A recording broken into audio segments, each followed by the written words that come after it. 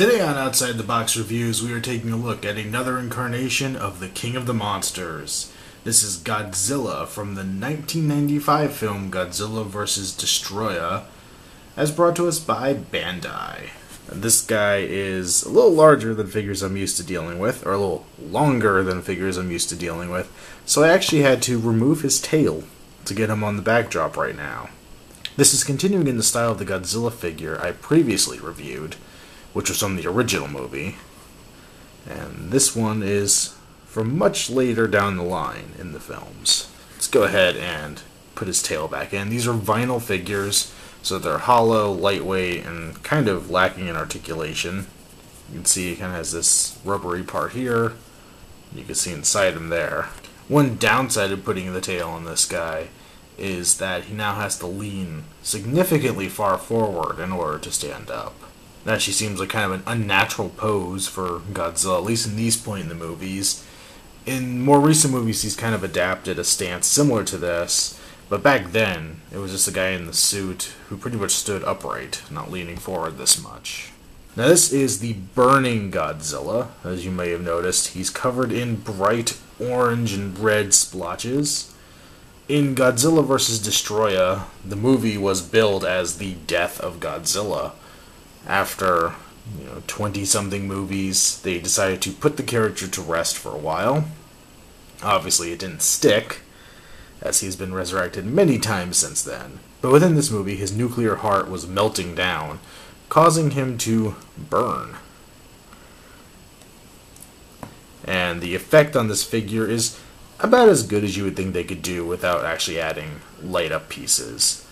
It would have been neat if they would have gone almost more for a translucent type of plastic and then layered the color in it a little better.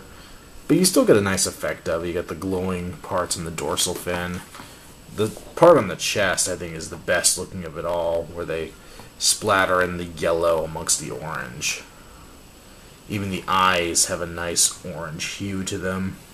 The late 90s, they'd increased the size of Godzilla in the movies, and it kind of brought about a weird shape to Godzilla. His head ended up being really tiny in comparison to the rest of his body, and it made the creature kind of awkward looking.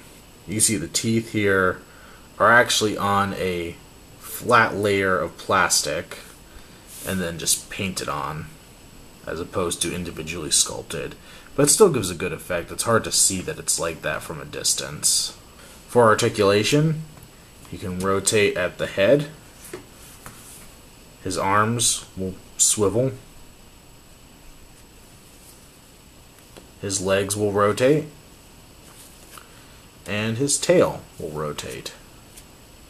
Unfortunately, none of this gives you a whole lot of different posability options.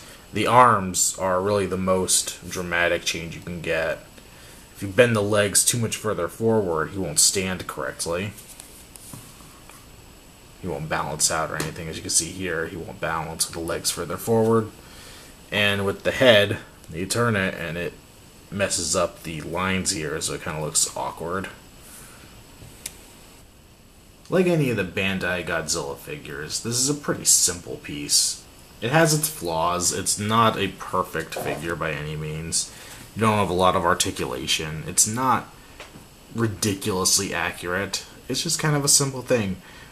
But it is cool in its own way.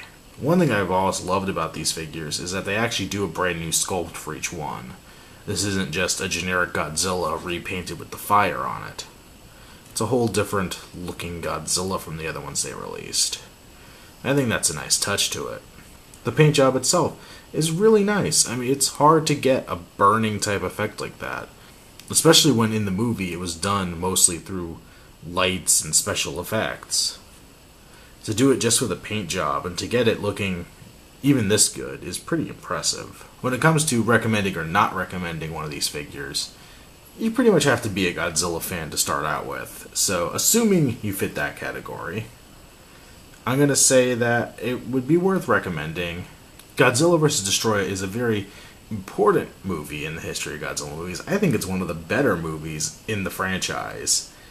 And it's cool that they made the Burning Godzilla version out of it. And he definitely stands out.